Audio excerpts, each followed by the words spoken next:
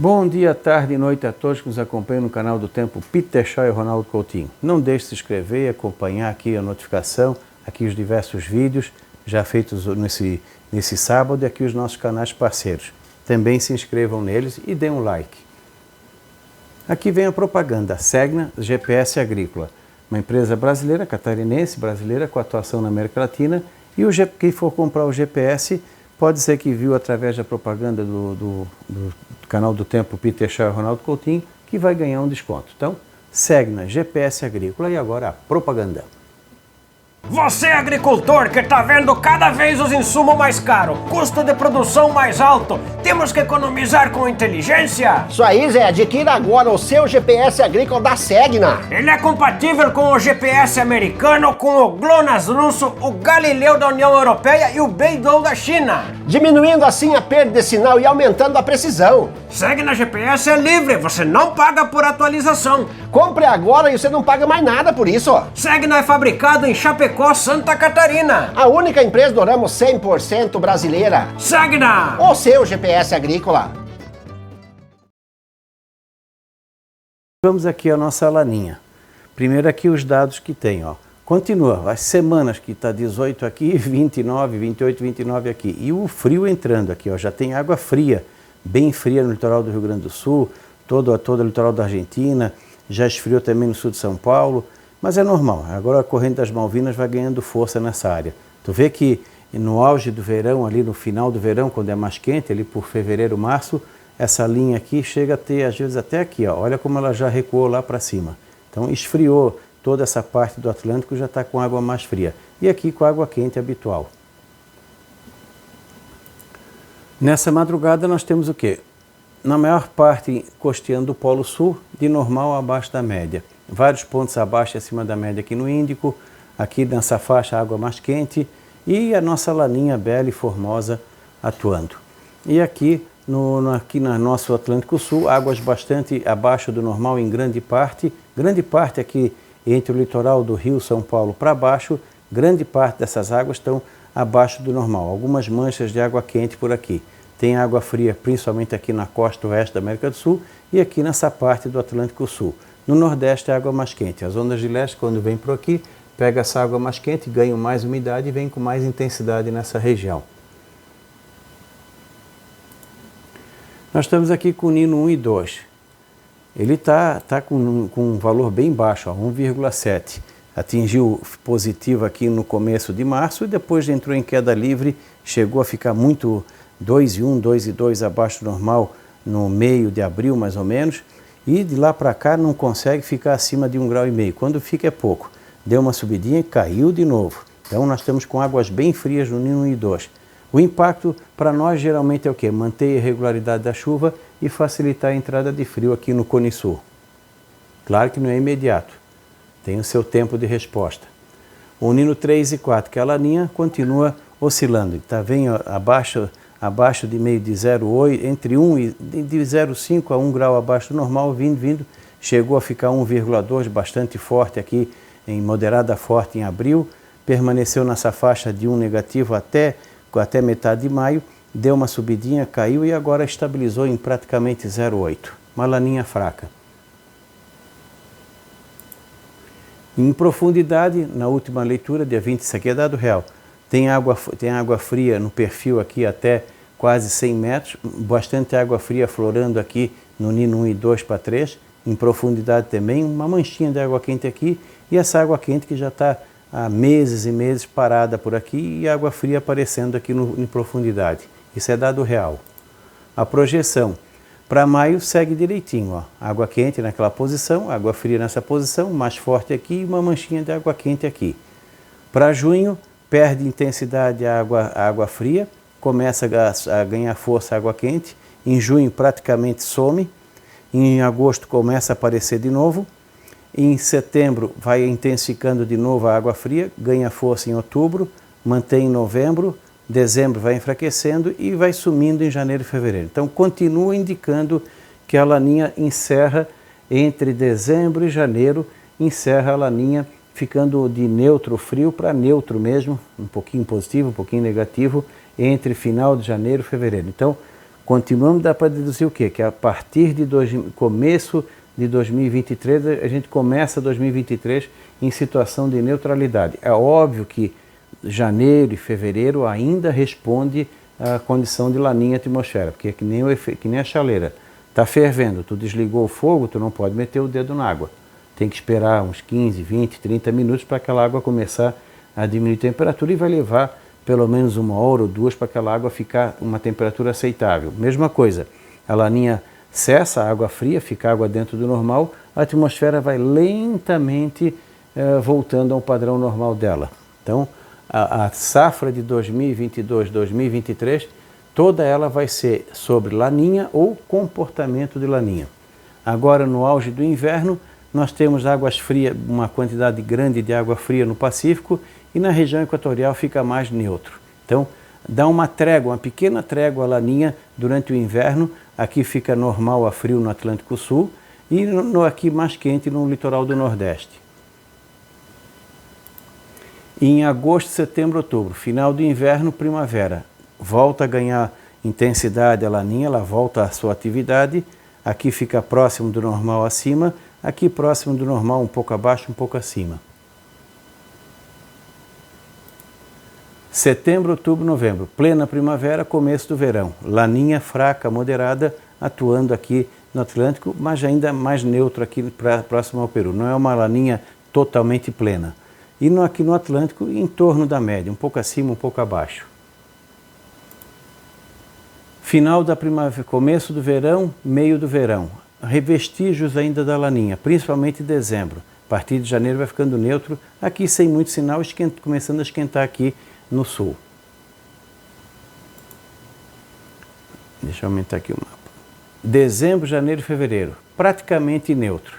Então, durante, vamos dizer assim, do meio do verão para frente, fica neutro e começa a ficar também mais quente aqui o Atlântico. Então, no resumo da ópera, para o pessoal do Rio Grande do Sul, que me perguntaram esses dias, cereais de inverno, culturas de inverno, tanto inverno quanto verão, escalonar o plantio, não plantar tudo de uma vez. Isso, claro, conversando com o seu técnico para ver se é possível fazer, se não é possível. Aí cada um tem a sua peculiaridade na região, vai definir, mas no geral seria o quê? Escalonar o plantio com algum intervalo entre um e outro. Por quê? Porque nós vamos ter esse problema que nós estamos enfrentando agora. Momentos em que chove demais e incomoda, daqui a pouco para de chover e faz a falta a chuva. Em Santa Catarina, esse mês de maio, choveu demais os primeiros 3, 4 dias, depois parou de chover em grande parte do estado. A parte oeste continua muito úmido. Do centro para o litoral está seco. Nas últimas 3 semanas teve locais aqui de Santa Catarina que choveu 5, 10 milímetros. Não fosse o começo já teria problema. O litoral sul, o pessoal está perguntando toda hora quando é que vai chover. O pessoal tem que plantar o fumo, tem que colher a mandioca, a pastagem, está tudo começando a preocupar. Na Grande Florianópolis, no Vale do Itajaí, os rios baixaram bastante, depois da enchente baixaram bastante. Já no norte e noroeste do Rio Grande do Sul, oeste de Santa Catarina, sudoeste Paraná, continua com excesso de umidade. E agora vamos ter um evento de chuva, começa nesse fim de semana e semana que vem, que vai atrapalhar essas regiões e vai ajudar as outras. O norte do Paraná estava com um problema de falta de chuva, a chuva finalmente vem. Para um vai ajudar no milho e para outro vai atrapalhar. Então ela ajuda e atrapalha ao mesmo tempo. No Mato Grosso do Sul também ajuda a parte sul. Lá para cima continua seco. Então, de maneira geral, é esse tipo de comportamento que a gente deve enfrentar nesse segundo semestre. Intervalos de muita chuva, que atrapalham, e intervalos de pouca chuva, que também atrapalham. Eu acredito que entre o final do inverno ou algum momento da primavera, mais o começo, o meio, poderemos ter outro período de chuva excessiva. Depois para de novo. Então, muita atenção entre meados de setembro, outubro, comecinho de novembro. Dentro desse período é um período de risco de excesso de chuva em algum momento, pode ser em todo o sul ou parte do sul. Depois pode dar uma secada agora entre a segunda parte de junho, julho e parte de agosto, ou ficar a chuva bem irregular, depois volta a chover, depois volta a secar de novo ali entre novembro e parte de dezembro, comecinho de janeiro. Como está indicando uma situação de neutralidade, então entre o meio e final do verão ou próximo ao outono, com o nosso Atlântico também ficando mais quente, é possível que a chuva possa incomodar na colheita. Então a safra de verão vai ter problemas com excesso e falta de chuva na hora errada. Novamente, escalonar modificar a escolha de variedades para quem pode, sempre conversando com o seu técnico. Na fruticultura, geada tardia, tanto para lavouras anuais como para fruticultura, é um risco alto, porque nós vamos estar com um comportamento, apesar da laninha dar uma trégua durante o inverno, o comportamento da atmosfera é favorável à entrada de massas de ar frio com forte intensidade. Maio, por exemplo, está abaixo da média em todo o sul.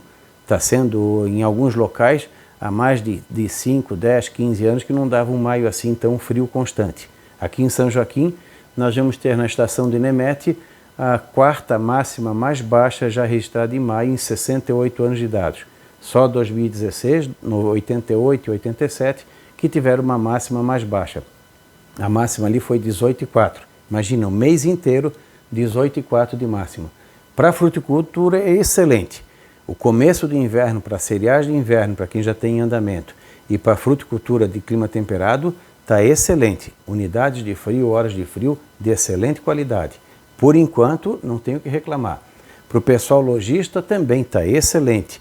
Final de abril fez frio, maio fez frio. Só não foi melhor as vendas porque a economia não está lá essas coisas. Então, se a economia tivesse bom, estaria melhor. Para o setor do turismo, aquele evento de neve e frio também foi excelente, movimentou bastante. Então, essa primeira parte do inverno, maio e junho, continua indicando ser bom. Mês de junho também, vamos ter entradas de frio, altos e baixos, que é característica também. Nós estamos agora no período de frio, daqui a pouco a gente vai estar pisando na brasa, depois volta a pisar no gelo. Então, para o comércio vai bem, inicialmente para a fruticultura vai bem. A saída do inverno é que é o problema.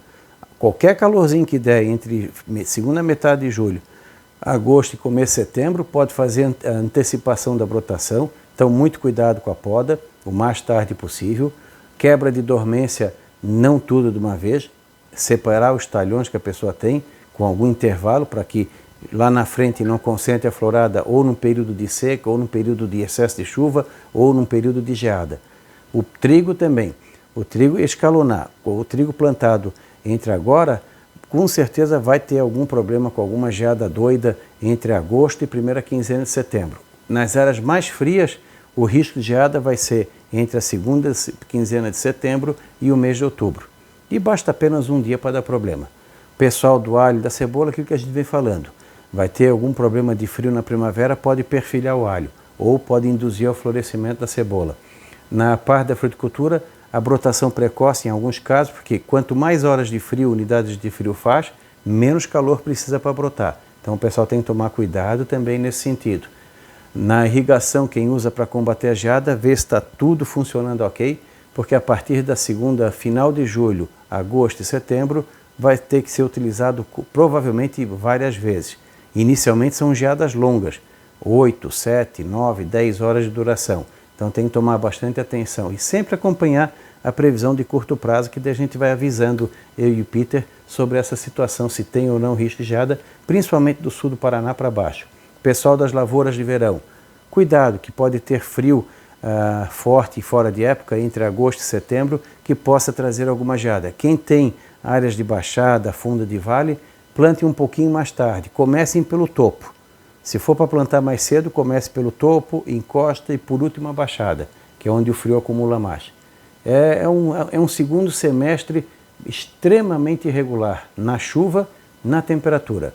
E obviamente esses eventos de temporal, com granizo, vento, chuvarada, isso nessas situações é bem comum quando tem essas mudanças bruscas. É ali o centro-oeste com a friagem, aqui no sul com aqueles temporais de inverno, primavera, seguro contra granizo, seguro contra geada, o que for possível para se segurar nesse sentido, melhor. E sempre conversando com o seu técnico para ver se há variedades mais adaptadas a essa situação e técnicas para se proteger contra o excesso e falta de umidade, excesso de frio ou excesso de calor. Tudo dá para se dar um jeito até um determinado limite. É óbvio que se for uma geada muito violenta, não tem o que fazer. Pode acontecer? Pode. Isso é independente do inverno. De tempos em tempos nós temos ondas de frio ou ondas de calor muito forte. E falando de calor, entre setembro e outubro, nada impede de ter um calor forte na área central do país, que possa descer até o Mato Grosso, Paraguai, Bolívia, a região sudeste, até aqui o sul, com algum calor meio doido entre agosto, setembro e outubro. Então essa diferença, essa mudança brusca é que talvez seja um dos perigos daqueles temporais. Menor número, mas mais violentos, que podem atrapalhar o pessoal do fumo, que também vai ter que enfrentar esse problema, a fruticultura, as lavouras anuais, a própria cidade também, com algumas granizadas fortes. É uma coisa que tem sempre o pessoal ficar atento. O pessoal de casa tentar fazer seguro do telhado, coisas desse tipo, tudo isso ajuda. Então vamos torcer para que o homem lá em cima não judie tanto da gente. Na realidade é a gente, né? Então se inscrevam no canal, aproveitem os vídeos, dê a notificação e os nossos canais parceiros também. Voltamos na segunda. Um bom fim de semana a todos.